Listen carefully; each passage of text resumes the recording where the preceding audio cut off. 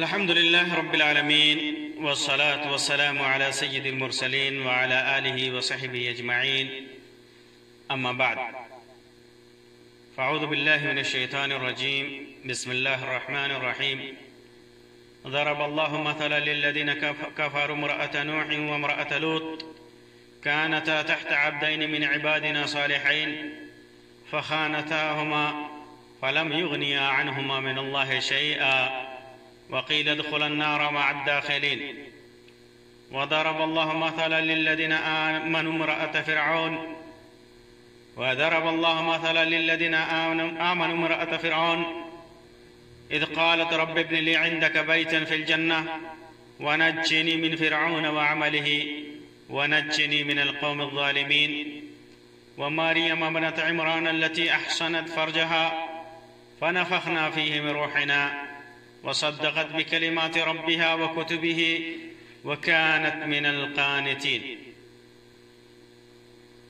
محترم سامعین و ناظرین، آج کی اس مجلس میں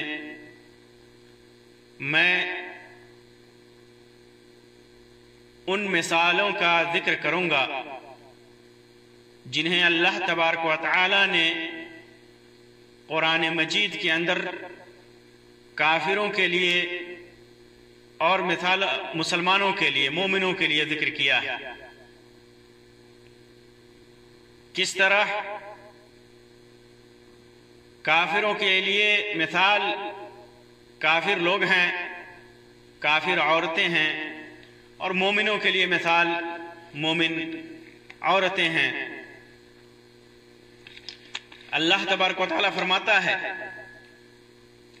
ضرب اللہ مثلا للذین کفروا امرأة نوح وامرأة لوط.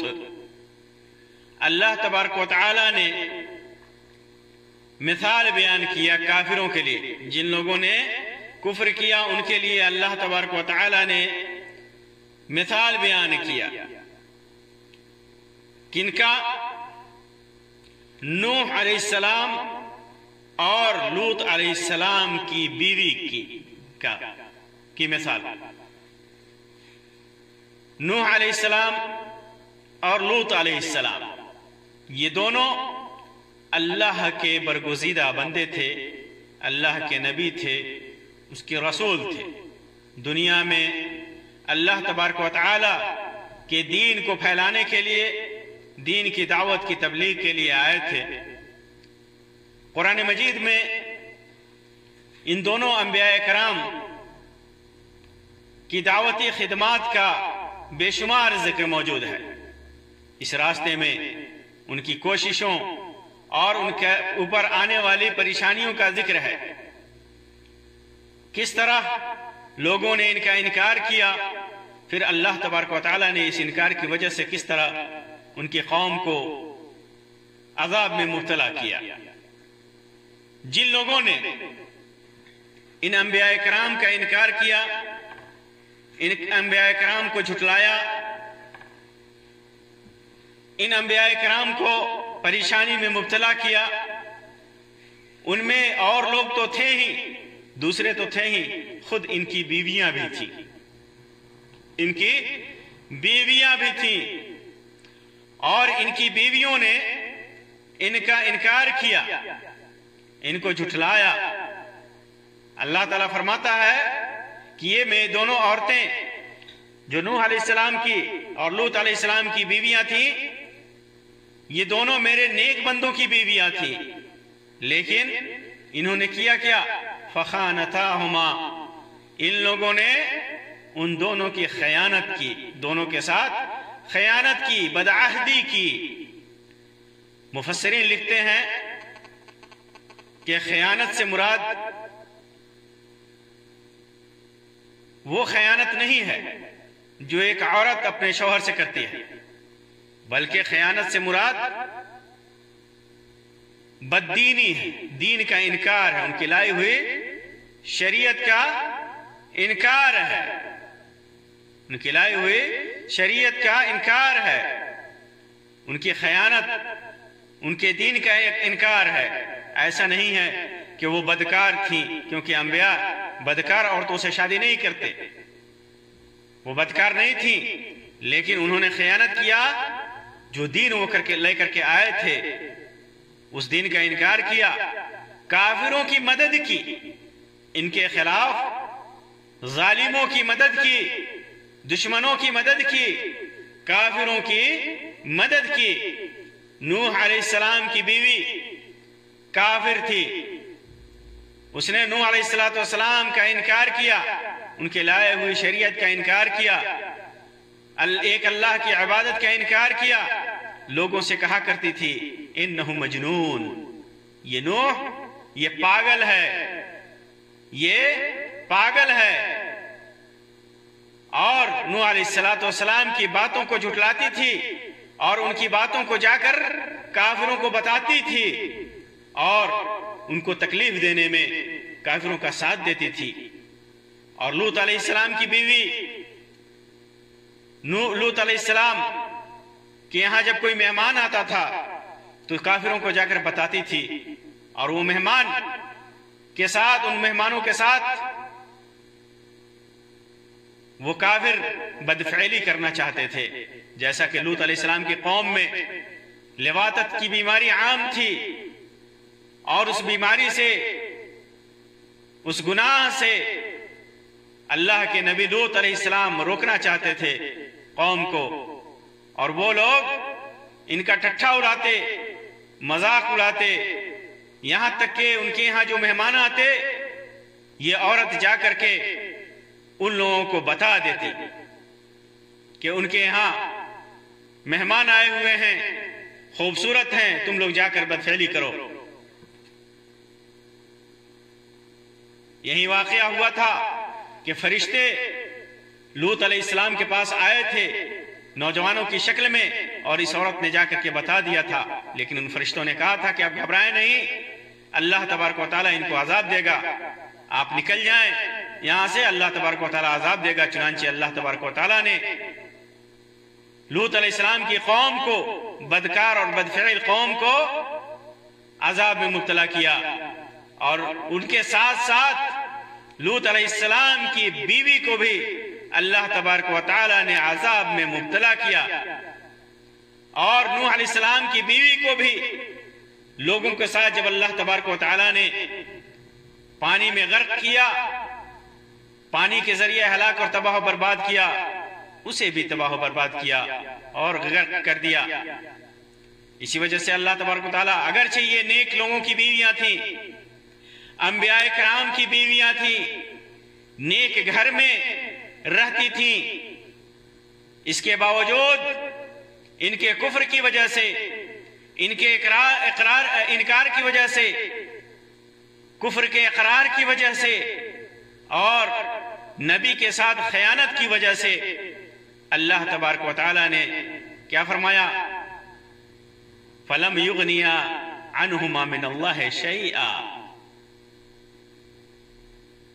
ان کو نبی کی قرابت، نبی کی زوجیت، نبی کا شوہر ہونا کوئی فائدہ نہیں پہنچایا، کوئی فائدہ نہیں پہنچا۔ وہ ایک نبی کی بیوی تھی، نبی کی بیوی تھی، اللہ کے نیک بندے کی بیوی تھی، نیک گھر میں تھی، لیکن یہ قرابت، یہ رشتہ داری، یہ زوجیت، کوئی چیز ان کے کام نہ آ سکا، کوئی چیز ان کی مدد نہ کر سکی، اور اللہ تبارک و تعالیٰ نے انہیں تباہ و برباد کیا۔ وَقِيلَ ادْخُلَ النَّارَ مَعَ الدَّاخِلِينَ، اور کہا کہ جاؤ جہنم میں جانے والوں کے ساتھ تم بھی جاؤ۔ یہ بات ان سے روایتوں میں آتا ہے، مفسرین نے لکھا ہے کہ جب ان کی موت ہوئی اس وقت فرشتوں نے کہا جا کر کے کہ جاؤ جہنم میں جانے والوں کے ساتھ تم بھی جاؤ۔ اور بعض مفسرین نے لکھا ہے کہ قیامت کے دن انہیں کہا جائے گا کہ جو ہمیشہ جہنم میں رہنے والے لوگ ہیں ان کے ساتھ تم بھی جہنم میں جاؤ، تمہارا ٹھکانہ بھی جہنم ہے، تمہارا ٹھکانہ بھی جہنم ہے۔ آپ غور کیجئے ایک نبی کی بیوی ایمان نہیں لاتی پھر اسے سزا ہوتی ہے، وہ جہنم میں جاتی ہے. تو یہ دعویٰ کرنا کہ قرابت، رشتہ داریاں اور ولایت قیامت کے دن نفع پہنچائے گی، اس آیت کے خلاف ہے. کسی کی قرابت، کسی کی رشتہ داری قیامت کے دن کوئی فائدہ نہیں پہنچائے گی، بلکہ جو چیز فائدہ pہنچائے گی انسان کا وہ عقیدہ ہے، وہ چیز عقیدہ ہے انسان کا، صحیح عقیدہ، صحیح عمل ہے، اللہ اور رسول پر ایمان ہے، اللہ اور رسول کی محبت ہے، اللہ اور رسول کی اطاعت ہے، نیک زندگی ہے، نیک اعمال ہیں، نیک اولاد ہے. یہ ساری چیزیں نفع پہنچائیں گی. صرف رشتہ داری ہو جانا، رشتے میں ہو جانا، صرف بیعت کر لینا یہ نفع نہیں پہنچا سکتا. دراصل ان آیات کریمہ میں جو تحدید، جو دھمکی اور جو مثال ہے اس کی وجہ ہے. اور وجہ کیا تھی؟ اللہ کے رسول صلی اللہ علیہ وسلم کی بیویوں کو چتایا گیا ہے. اس میں ان آیات میں اللہ تبارک و تعالیٰ نے اپنے نبی آخر الزمان محمد صلی اللہ علیہ وسلم کی بیویوں کو، ازواج مطہرات کو چتایا ہے، انہیں دھمکایا ہے، انہیں بتایا ہے کہ تم صرف نبی کی بیوی ہو، یہ چیز تمہارے لیے فائدہ مند نہیں ہے. فائدہ مند تمہارے لیے یہ ہے کہ تم لوگ نبی کی اطاعت کرو، نبی کی فرما برداری کرو، نبی سے محبت کرو، نبی سے محبت کرو. وجہ یہ تھی کہ اللہ کے رسول صلی اللہ علیہ وسلم اپنی بیویوں کے پاس جایا کرتے تھے، اپنی تمام بیویوں کے پاس جایا کرتے تھے. ان میں ایک بیوی تھی زینب بنت جحش رضی اللہ تعالی عنہ. زینب بنت جحش رضی اللہ تعالی عنہ، جن کے پاس اللہ کے رسول صلی اللہ علیہ وسلم، صحیح بخاری اور صحیح مسلم کی روایت ہے، زینب بنت جحش کے پاس کچھ دیر زیادہ ٹھہرتے. وجہ یہ تھی کہ ان کے پاس شہد ہوا کرتا تھا، ہنی ہوا کرتا تھا، شہد. اللہ کے رسول صلی اللہ علیہ وسلم جاتے اور آپ کو شہد بہت زیادہ پسند تھا، تناول فرماتے. اس وجہ سے وہاں پہ کچھ زیادہ ٹھہرتے، معمول سے کچھ زیادہ ٹھہرتے. یہ دیکھ کر کے حفصہ رضی اللہ تعالیٰ عنہ اور عائشہ رضی اللہ تعالیٰ عنہ نے ایک اسکیم تیار کی کہ اللہ کے رسول صلی اللہ علیہ وسلم آئیں تو ایک ایسی بات کہی جائے، کوئی ایسی بات کہی جائے کہ آپ وہاں زیادہ نہ ٹھہرے.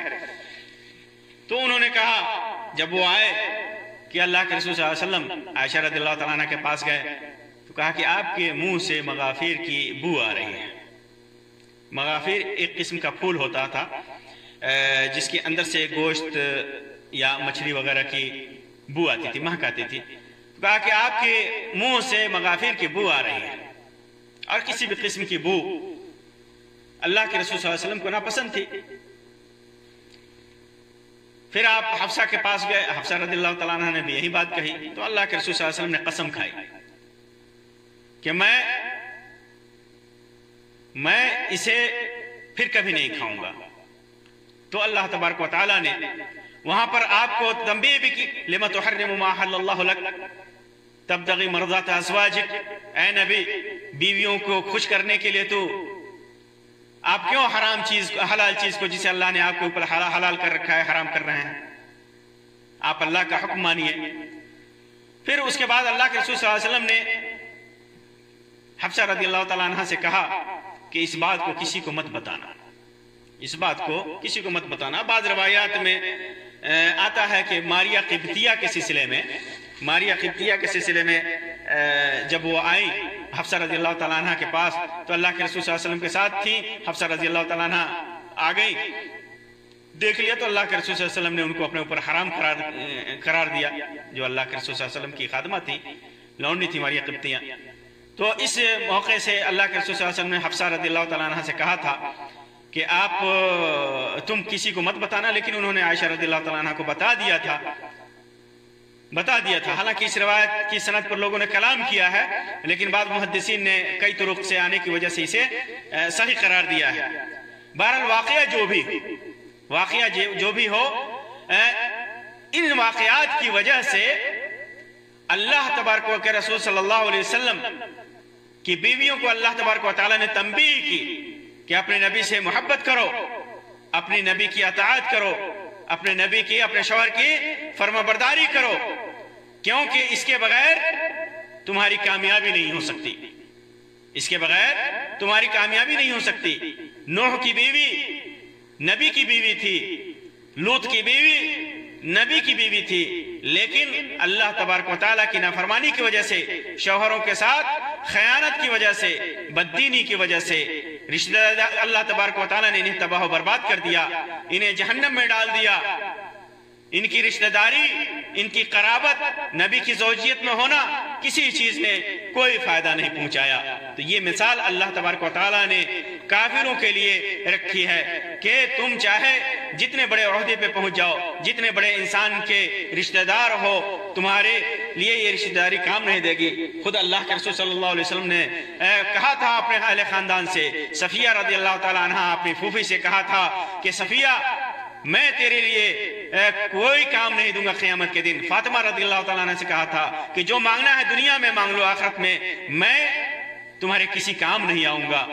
اپنے چچاؤں سے کہا تھا، اپنے خاندان والوں سے کہا تھا کہ میں کسی کے کوئی کام نہیں آؤں گا. تو صرف رشتہ داری ہونا یہ فائدہ مند نہیں ہے، بلکہ عمل چاہیے، ایمان چاہیے، عقیدہ چاہیے. پھر اس کے بعد اللہ تبارک و تعالیٰ نے دوسری مثال بھی بیان کی. کن کے لیے؟ نیک لوگوں کے لیے، اہل ایمان کے لیے. فرماتا ہے وَضَرَبَ اللَّهُ مَثَلًا لِلَّذِينَ آمَنُوا امْرَأَتَ فِرْعَوْنَ. ان لوگوں کے لیے اللہ تبارک و تعالیٰ نے مثال بیان کی جو اہل ایمان ہیں. کس کی؟ فرعون کی بیوی کی. فرعون کی بیوی کی مثال بیان کی. اذ قالت، فرعون کی بیوی کون تھی؟ فرعون کی بیوی آسیہ بنت مزاحم، ان کا نام تھا آسیہ بنت مزاحم.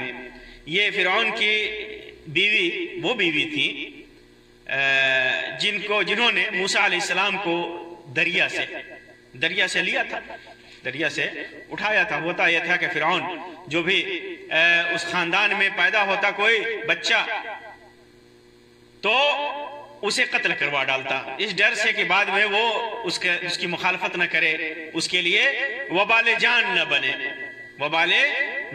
بنے.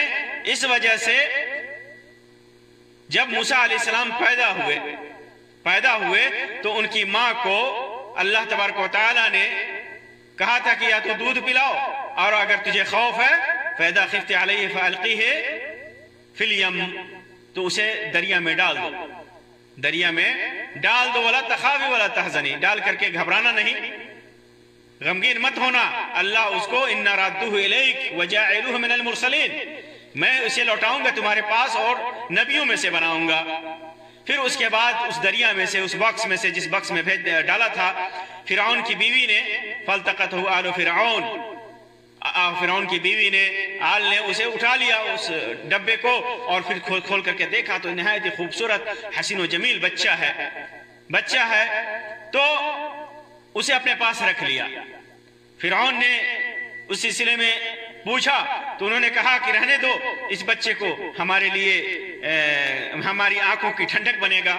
قالت امرأۃ فرعون قرۃ عین لی ولک، میرے لیے اور تیرے لیے بھی آنکھوں کی ٹھنڈک بنے گا. لا تقتلوا، اسے قتل مت کرو. عسى ينفعنا او نتخذه ولدا، شاید یہ ہمارے لیے آگے چل کر فائدہ مند ہو، یا ہم اسے بیٹا بنا لے. تو یہ آسیہ تھی، یہ مومن ہو گئی تھی. اور ایک مجلس میں نے بیان کیا تھا کہ ان کی بیٹی فرعون کی بیٹی کی خادمہ جو کنگھی کرنے والی تھی وہ بھی ایمان لائی تھی، وہ بھی ایمان لائی تھی، اور یہ بھی ایمان لائی تھی۔ بعض روایتوں میں آتا ہے کہ اس کے بعد اس کے ساتھ جو معجزات اور بچوں کو بولتے ہوئے دیکھا تھا اس وجہ سے یہ ایمان لے آئی۔ بہرحال یہ ایمان لائی موسیٰ علیہ السلام پر، ایک اللہ کی وحدانیت کا اقرار کیا۔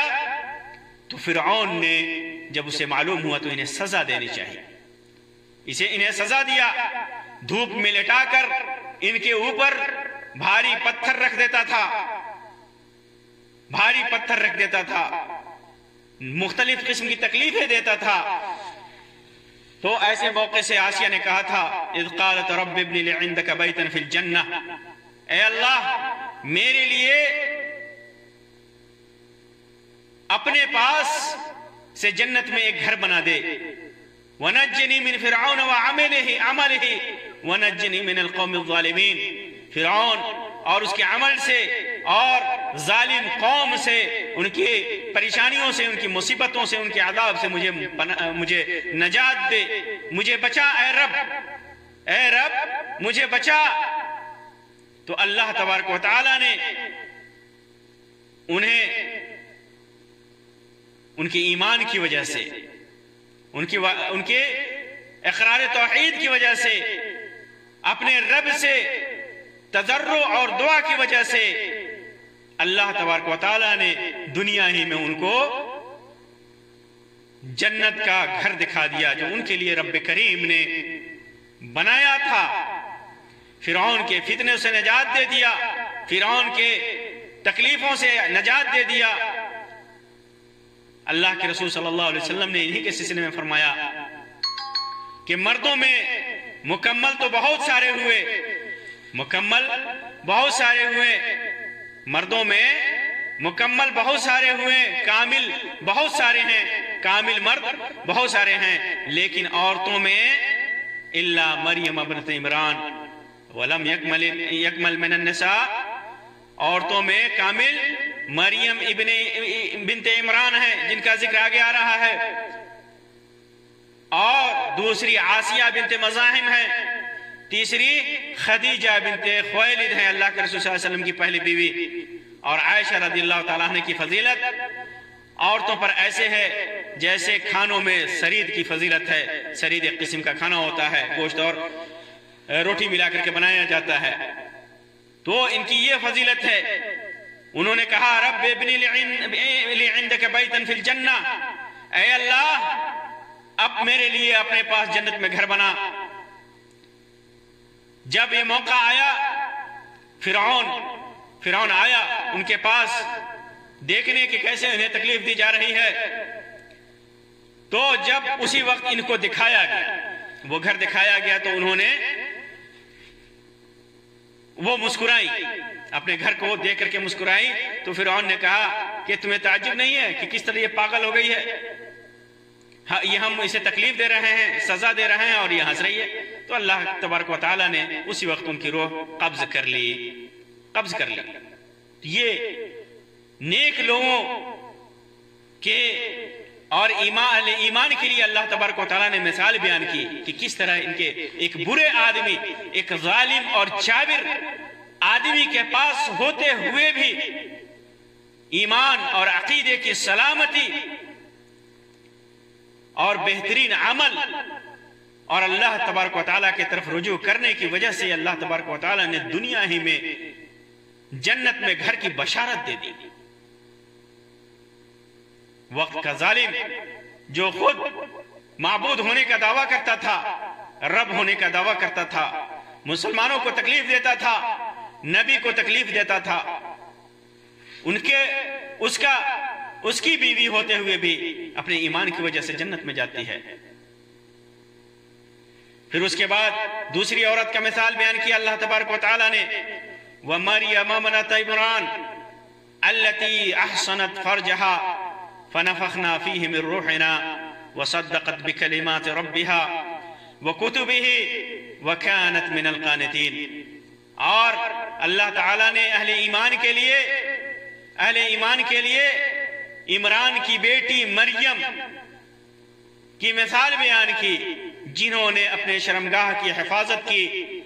پھر ہم نے ان کے دامن میں روح پھونکی اور پھر اس کے بعد انہوں نے صدقت بکلمات ربها وکتبہ، اللہ تبارک و تعالیٰ کی شریعت کی تصدیق کی، نبی پر ایمان لائی اور اللہ کی کتابوں تورات اور انجیل پر ایمان لائی.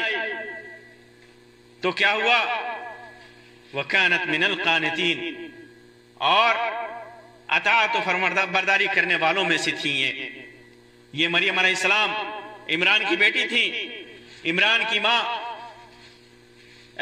عمران کی بیوی مریم علیہ السلام کی ماں نے کو جب حمل ٹھہرا تو انہوں نے نظر مانی تھی، انہوں نے نظر مانی تھی، جس کا ذکر اللہ تبارک و تعالیٰ نے قرآن مجید کے اندر کیا ہے. اذ قالت امرأة عمران رب انی نذرت لك ما في بطنی محررا فتقبل منی انك انت السمیع العلیم. جب عمران کی بیوی نے کہا کہ اے اللہ، میرے پیٹ میں جو بھی ہے بچہ، میں اسے تیرے راہ میں تیرے گھر کی خدمت کے لیے میں وقف کرتی ہوں، تیری خدمت کے لیے نظر مانتی ہوں کہ جب یہ بچہ پیدا ہوگا تو تیرے گھر میں کی خدمت کرے گا. اے اللہ تو اسے قبول فرما. پھر اس کے بعد جب وہ اولاد پیدا ہوئی تو وہ بیٹی تھی، مریم علیہ السلام کی ولادت ہوئی تو کہا فلما وضعتها قالت، جب انہیں جنا تو کہا رب انی وضعتها انثى، اے اللہ یہ تو بیٹی پیدا ہوئی ہے، واللہ اعلم بما وضعت، اور اللہ زیادہ جانتا ہے کہ کیا انہیں پیدا ہوا ہے. وہ تو پہلے سے جانتا تھا کہ انہیں بیٹی ہوگی. ولیس الذکر کالانثی. پھر اس کے بعد اللہ تبارک و تعالیٰ نے اسے قبول کیا اور انہوں نے اپنی بیٹی کو اللہ کے راستے میں وقف کر دیا. پھر اس کے بعد اللہ تبارک و تعالیٰ نے فرشتوں کو بھیج کر مریم علیہ السلام کو خوشخبری دی کہ آپ کے پیٹ میں بچہ ہوگا اور وہ نبی ہوگا، رسول ہوگا. تو مریم علیہ السلام نے تعجب سے کہا تھا کہ میری تو شادی نہیں ہوئی، کسی انسان نے چھوا تک نہیں، تو کیسے مجھے اولاد پیدا ہو سکتی ہے. لیکن اللہ تبارک و تعالیٰ نے وعدہ کیا کہ نہیں، پیدا ہوگا، بغیر باپ کے پیدا ہوگا، تیرے پیٹ سے پیدا ہوگا اور آگے چل کر نبی بنے گا، اللہ تبارک و تعالیٰ سے کلیم بنے گا. جب انہوں نے ان کو جنا، جب ان کی بیٹی کی پیدائش ہوئی تو فَأَتَتْ بِهِ، اللہ تعالیٰ فرماتا ہے فَأَتَتْ بِهِ قَوْمَهَا تَحْمِلُهُ، گود میں اٹھا کر کے اپنی قوم کے پاس لائی. قالوا یا مریم، لوگوں نے کہا تعجب، اے مریم لقد جئت شیئا فریا، ایک تو ایسی چیز لے کر کے آئی جس سے آدمی ملزم ہو جاتا ہے، ایسی چیز لے کر کے آئی جس کی وجہ سے آدمی کی طرف گناہ کی نسبت کی جا سکتی ہے، زناکاری کی نسبت کی جا سکتی ہے، بدکاری کی نسبت کی جا سکتی ہے. بغیر باپ کے یہ بچہ پیدا ہوا، کہاں سے تو لے کر کے آئی؟ یا اخت ہارون، اے ہارون کی بہن، ما کان ابوک امرأ سوء وما کانت امک باغیہ، تیرا باپ برا آدمی نہیں تھا، تیری ماں بدکار نہیں تھی، پھر تجھے کہاں سے یہ پیدا ہوا؟ فاشارت الیہ، اشارہ کر دیا، کچھ بولا نہیں، اشارہ کر دیا کہ اس بچے سے پوچھ. قالوا، تو لوگوں نے کہا کیف نکلم من کان فی المہد صبیا، عجیب، جو بچہ دودھ پیتا بچہ ہے، گود میں ہے، ہم اس سے کیسے بات کر سکتے ہیں؟ پھر اس کے بعد اللہ تبارک و تعالیٰ کا اذن ہوتا ہے اور ان کا بیٹا بول پڑتا ہے، عیسیٰ علیہ السلام بول پڑتے ہیں انی عبداللہ، اے لوگوں میں اللہ کا بندہ ہوں، آتانی الکتاب وجعلنی نبیا، اللہ تبارک و تعالیٰ نے مجھے اپنی کتاب دی ہے، وجعلنی نبیا، اور مجھے نبی بنایا ہے. وجعلنی مبارکن اینما کنت، جہاں بھی رہوں مجھے مبارک بنایا، وأوصانی بالصلاة والزکاة ما دمت حیا، اور جب تک میں زندہ رہوں نماز اور زکوٰۃ کا حکم دیا ہے۔ وہ عورت جن کی شادی نہیں ہوئی، جن کے پیٹ سے بنا باپ کے بچہ پیدا ہو رہا ہے، الزام تراشی کے لیے ہر چیز موجود ہے، الزام تراشی کے اسباب موجود ہیں، لیکن اللہ کی وہ نیک بندی جو بچہ لے کر کے آتی ہے، اللہ تبارک و تعالیٰ اسی بچے کے ذریعے سے ان کی پاک دامنی کو دنیا کے سامنے واضح کرتا ہے، اور اس وقت سے لے کر قیامت تک پوری دنیا مریم علیہ السلام کی پاک دامنی کی گواہ ہے، کیونکہ 7 آسمانوں کے اوپر سے ان کی پاک دامنی کا بیان اور اس کی گواہی اللہ تبارک و تعالی نے دی ہے۔ تو یہ 2 نیک عورتیں، جن میں سے ایک نیک گھرانے کی تھی، ایک انبیاء کے گھرانے کی تھی، ان کی مثال اللہ تبارک و تعالی نے مومنوں کے لیے دیا کہ کیسے انہوں نے پاک دامنی اختیار کی۔ تو اللہ تبارک و تعالی نے ان کو نیک اور اپنا مقرب بندوں میں شامل کر لیا، اپنے نیک اور مقرب بندوں میں شامل کر لیا، اور ان میں سے ایک ظالم جابر مشرک گھرانے میں پیدا ہوئی، کے گھر میں پیدا ہوئی، جو خود الوہیت کا دعویٰ کرتا تھا، رب ہونے کا دعویٰ کرتا تھا، لیکن اپنے نیک عمل کی وجہ سے، صحیح عقیدہ اور صحیح ایمان کی وجہ سے اللہ تبارک و تعالیٰ کے مقرب بندوں میں شمار کی گئی، دنیا ہی میں جنت کی بشارت دی گئی، دنیا ہی میں جنت میں ان کا گھر دکھایا گیا۔ تو یہ برے اور نیک لوگوں کی مثال اللہ تبارک و تعالیٰ نے ہمارے سامنے رکھی ہے، اور اسے اس لیے بیان کیا کہ ہم انسان اللہ تبارک و تعالیٰ کے لیے اپنے کو وقف کر دیں، اللہ تبارک و تعالیٰ پر اپنے ایمان کو اور اپنے عقیدے کو درست کر لیں، اللہ تبارک و تعالیٰ ہی کی طرف رجوع کریں، کسی رشتہ داری اور کسی قرابت پر اعتبار نہ کرے کہ وہ قرابت اور رشتہ داری بروز قیامت ہمارے لیے نفع بخش ہوگی۔ اللہ تبارک و تعالیٰ سے دعا ہے کہ اللہ تبارک و تعالیٰ ہمیں نیک اعمال کرنے کی توفیق عطا فرمائے، ہمیں نیکیوں کی توفیق عطا فرمائے، برائیوں سے دور رہنے کی توفیق عطا فرمائے۔ اللہ تبارک و تعالیٰ ہمارے عقیدہ اور ایمان کو صحیح اور مضبوط کر دے اور اپنے نیک اور مقرب بندوں میں شامل کرے۔ آمین یا رب العالمین، وآخر دعوانا ان الحمدللہ رب العالمین، وصلی اللہ علی خیر خلقہ وسلم، والسلام علیکم ورحمۃ اللہ وبرکاتہ۔